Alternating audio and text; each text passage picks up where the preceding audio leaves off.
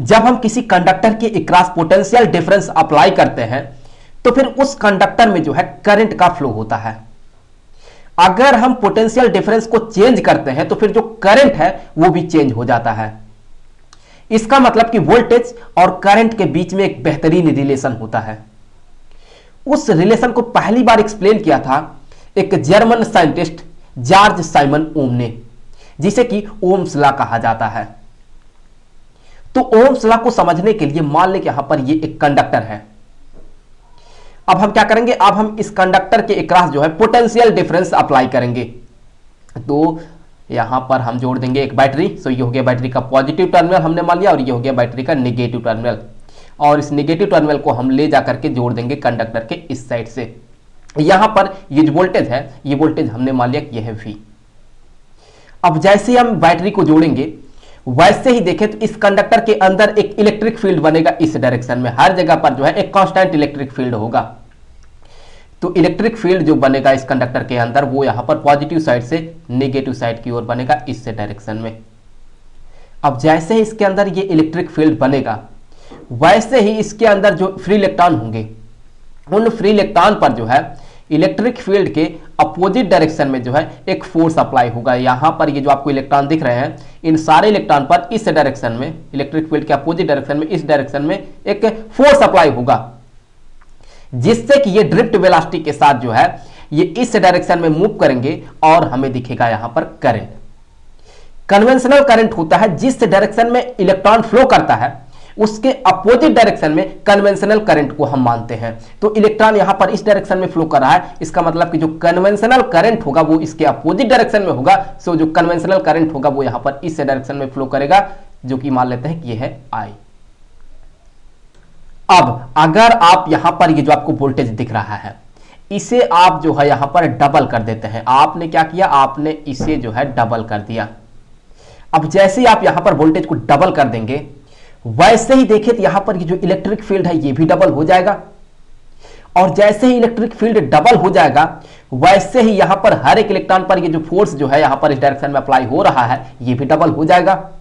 और जैसे ही force double हो जाएगा वैसे ही ये जो इलेक्ट्रॉन है ये अब दुगुना स्पीड से मूव करने लगेंगे। यहां पर जो ड्रिफ्ट वेलोसिटी है वो भी डबल हो जाएगा। सो हम कह सकते हैं यहां से कि ये जो करंट है ये भी डबल हो जाएगा। अगर आप वोल्टेज को ट्रिपल कर देते हैं तो यहां पर ये जो करंट है ये भी ट्रिपल हो जाता है। तो यहां से हम ये कह सकते हैं कि ये जो वोल्टेज है और ये जो करंट है ये एक दूसरे के डायरेक्टली प्रोपोर्शनल है। तो यहां पर ये जो वोल्टेज है और यहां पर ये जो करंट है ये एक दूसरे के डायरेक्टली प्रोपोर्शनल है। अब यहां से अगर आप इस प्रोपोर्शनलिटी साइन को हटा करके यहां पर इक्वलिटी साइन यूज करते हैं तो यहां पर हमें जो है एक कांस्टेंट ऑफ प्रोपोर्शनलिटी को इंट्रोड्यूस करना होगा। तो चलिए उस कांस्टेंट ऑफ प्रोपोर्शनलिटी को जो है हम कैपिटल लेटर आर से डिनोट करेंगे। सो यहां पर ये हो गया एक कांस्टेंट ऑफ प्रोपोर्शनलिटी इनटू यहां पर ये जो करंट है आई। तो यहां पर ये जो आर है इसे कहा जाता है रेजिस्टेंस। किसका, जिस कंडक्टर में ये वोल्टेज अप्लाई किया गया है और उस कंडक्टर में जो है ये जो करंट का फ्लो हो रहा है उसी का यहां पर ये रेजिस्टेंस है। सो यहां पर इसे कहा जाता है रेजिस्टेंस। रेजिस्टेंस रेजिस्टेंस यहां से ये क्लियर है कि ये जो आर होगा, यहां से ये क्लियर है कि ये जो आर होगा ये जो है बराबर होगा, यहां पर किसके बराबर होगा, ये बराबर होगा V डिवाइडेड बाई I के। सो इसे जो है इसे एक कांस्टेंट होना है। तो यहां से हम कह सकते हैं कि जो R है ये एक कांस्टेंट होगा, अर्थात इन दोनों का जो रेशियो होगा वो कांस्टेंट होगा। तो यहां पर ये होगा कांस्टेंट। यहां पर ये जो रेजिस्टेंस है इसका जो मात्रक होगा, यूनिट जो होगा वो होगा वोल्ट पर एम्पियर, और इसी को हम ओम्स कहते हैं।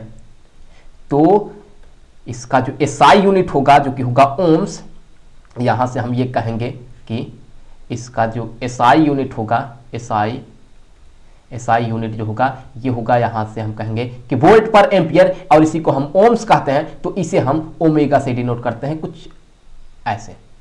सो ये हो गया इसका एसआई यूनिट। अब चलिए देख लेते हैं कि यहां पर ये जो रेजिस्टेंस है अर्थात वोल्टेज और करंट का ये जो रेशियो है ये हमेशा कांस्टेंट कैसे होता है। तो मान लेते हैं कि अभी यहां पर ये जो वोल्टेज है ये यहां पर अभी 2 वोल्ट का है, हमने मान लिया कि यहां पर वोल्टेज अभी 2 वोल्ट का है। तो यहां से ये जो करंट का फ्लो हो रहा है ये हमने मान लिया कि यहां पर ये 1 एम्पियर का है, और इसे अभी हम ग्राफ में भी प्लॉट करेंगे। तो यहां पर मान लेते हैं कि ये जो वाई एक्सिस है, ये वाई एक्सिस जो है रिप्रेजेंट कर रहा है वोल्टेज को, और यहां पर ये जो एक्स एक्सिस है, ये एक्स एक्सिस रिप्रेजेंट कर रहा है करंट को। सो यहां पर एक्स एक्सिस करंट को रिप्रेजेंट कर रहा है, और यहां पर ये जो वाई एक्सिस है, वाई एक्सिस जो है ये वोल्टेज को रिप्रेजेंट कर रहा है। तो यहां पर मान लेते हैं कि यहां पर ये जो पॉइंट है ये 1 एम्पियर को रिप्रेजेंट कर रहा है, इसी तरह से यहां पर ये वाला जो पॉइंट है ये 2 एम्पियर को रिप्रेजेंट कर रहा है, ये वाला जो पॉइंट है ये 3 एम्पियर को, और यहां पर ये वाला जो पॉइंट है ये 4 एम्पियर को रिप्रेजेंट कर रहा है। और इसी तरह से मान लेते हैं कि यहां पर ये जो पॉइंट है ये 2 वोल्ट को रिप्रेजेंट कर रहा है, और यहां पर ये जो पॉइंट है ये 4 वोल्ट को रिप्रेजेंट कर रहा है, और यहां पर ये वाला जो पॉइंट है ये 6 वोल्ट को रिप्रेजेंट कर रहा है। तो यहां से बड़ा ही क्लियर है कि ये जो वोल्टेज है जब ये 0 होगा तो यहां पर ये जो करंट है ये भी 0 होगा। वोल्टेज ही नहीं है तो करंट कहां से फ्लो होगा? सो वोल्टेज 0 तो करंट 0। तो इसके लिए जो पॉइंट हमें मिलेगा वो पॉइंट यहां पर मिलेगा, ये वो पॉइंट होगा जो कि वोल्टेज को भी 0 बताएगा और करंट को भी 0 बताएगा। अब हमने क्या किया? अब हमने वोल्टेज को बढ़ा करके 2 वोल्ट कर दिया। जैसे ही हमने 2 वोल्ट कर दिया वैसे ही देखे तो 1 एम्पियर का करंट का फ्लो होने लगा। तो इसके लिए जो पॉइंट होगा वो देखिए कहां पर होगा? तो इसके लिए जो पॉइंट होगा वो कुछ यहां पर होगा, यहां पर ये वाला वो पॉइंट होगा जो कि 2 वोल्ट को भी बताएगा और 1 एम्पियर को भी बताएगा। अब हमने क्या किया? अब हमने वोल्टेज को डबल कर दिया। सो यहां पर हमने वोल्टेज को जो है 4 वोल्ट कर दिया, यहां पर अब वोल्टेज हो गया 4 वोल्ट। जैसे हमने 4 वोल्ट किया वैसे ही यहां पर ये जो करंट है ये भी अब डबल होकर के हो गया है 2 एम्पियर। सो यहां पर ये हो गया 2 एम्पियर। तो अगर हम इसे और इसे ग्राफ में प्लॉट करना चाहें तो वो पॉइंट देखें कहां पर होगा? तो इसके लिए वो पॉइंट जो है वो पॉइंट कुछ यहां पर होगा, यहां पर ये जो है ये 4 वोल्ट को भी बता रहा है और यहां पर ये 2 एम्पियर को भी बता रहा है। सो वो पॉइंट जो है वो पॉइंट कुछ यहां पर होगा। इसी तरह से अगर हम वोल्टेज को यहां पर बढ़ा करके 6 वोल्ट कर देते हैं, चलिए यहां पर हमने क्या किया? हमने इसे कर दिया 6 वोल्ट। तो यहां पर ये जो करंट है ये करंट भी हो गया यहां पर 3 एम्पियर का। सो करंट हो गया यहां पर 3 एम्पियर का। तो उसके लिए जो पॉइंट हमें मिलेगा वो पॉइंट कुछ यहां पर होगा। सो पॉइंट जो हमें मिलेगा वो पॉइंट कुछ यहां पर होगा, ये वाला वो पॉइंट होगा जो कि 3 एम्पियर को बताएगा और यहां पर ये 6 वोल्ट को भी बताएगा। तो वो पॉइंट कुछ यहां कहीं होगा।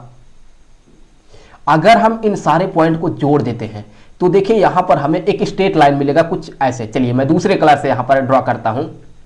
तो यहां पर जो है यहां पर हमें कुछ एक स्ट्रेट लाइन मिलेगा कुछ ऐसे। तो अब आप इस इक्वेशन को जो है इस ग्राफ में अप्लाई करके देख लें, आपको ये जो R है अर्थात वोल्टेज डिवाइडेड बाय ये जो करंट है ये आपको यहां पर हमेशा कांस्टेंट ही मिलने वाला है। कैसे? देखिए R जो है ये जो रेजिस्टेंस है ये बराबर है वोल्टेज डिवाइडेड बाय करंट के। तो जब वोल्टेज 2 वोल्ट है तो करंट देखिए यहां पर 1 एम्पियर का है। सो 2 वोल्ट डिवाइडेड बाय 1 एम्पियर, तो ये किसके बराबर हो गया? ये 2 ओम के बराबर हो गया। अगर आप इस पॉइंट को ले ले, इस पॉइंट को, तो ये 4 वोल्ट को रिप्रेजेंट कर रहा है और 2 एम्पियर को रिप्रेजेंट कर रहा है। तो इस केस में अगर आप देखें तो ये जो R होगा ये बराबर होगा 4 वोल्ट डिवाइडेड बाय 2 एम्पियर। तो यहां पर ये किसके बराबर होगा? ये होगा 2 ओम के ही। उसी तरह से जब आप इस पॉइंट को देखेंगे तो यहां पर जो वोल्टेज है वो 6 वोल्ट है और करंट जो है वो 3 एम्पियर है। तो 6 वोल्ट डिवाइडेड बाय 3 एम्पियर, तो ये भी यहां पर बराबर हो जाएगा 2 ओम के ही। तो हमेशा यहां पर देखें ये R का वैल्यू जो है ये कांस्टेंट ही है।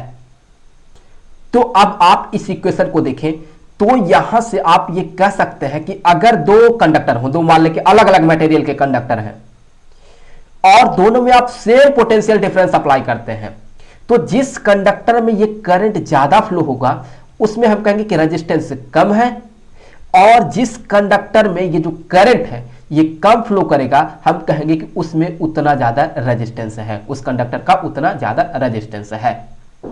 रेजिस्टेंस करता क्या है? ये करंट को रेजिस्ट करता है। करंट को जितना ज्यादा ये अपोज करेगा हम कहेंगे कि उस कंडक्टर का रेजिस्टेंस उतना ज्यादा है। ये करंट को फ्लो होने से रुकावट डालता है, जितना ज्यादा रुकावट डालेगा हम कहेंगे कि उस कंडक्टर का उतना ज्यादा रेजिस्टेंस है। चलिए मान लेते हैं कि यहां पर एक और कंडक्टर है, ये अलग मटेरियल से बना है और इसका जो लेंथ है वो भी अलग है और जो क्रॉस सेक्शनल एरिया है वो भी अलग है मान लेते हैं। तो हम क्या करेंगे, हम इसे जो है इसे हम जोड़ देंगे एक बैटरी के साथ। तो यहां पर हमने इसे जो है जोड़ दिया एक बैटरी के साथ, कुछ ऐसे। अब जब हम यहां पर ग्राफ प्लॉट करते हैं तो हमें ग्राफ कुछ ऐसे मिलता है। सो हमें जो ग्राफ मिलता है वो कुछ ऐसे मिलता है कि जब वोल्टेज 2 वोल्ट होता है तो यहां पर जो करंट का फ्लो होता है वो आधा एम्पियर होता है। तो वो पॉइंट जो है वो पॉइंट कुछ यहां पर होगा, यहां पर।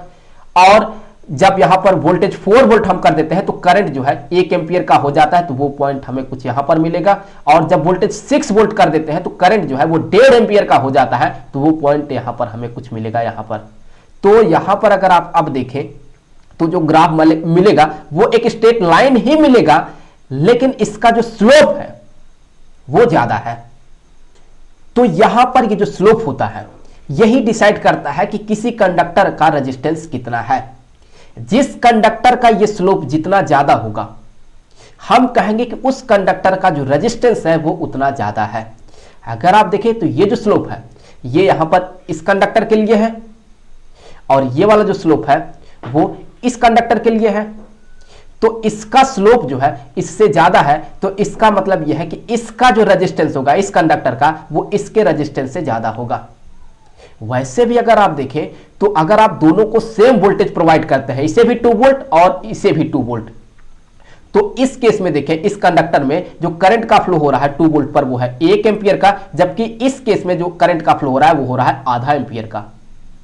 जब आप वोल्टेज को यहां पर 4 वोल्ट करते हैं तो आपको करंट जो है आपको 2 एम्पियर मिलता है, जबकि इस केस में करंट जो है वो आपको 1 एम्पियर मिलता है।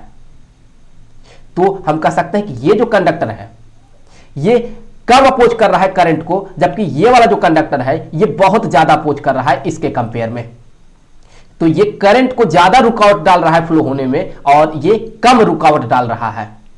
इसीलिए हम कहेंगे कि इसका रेजिस्टेंस इससे ज्यादा है।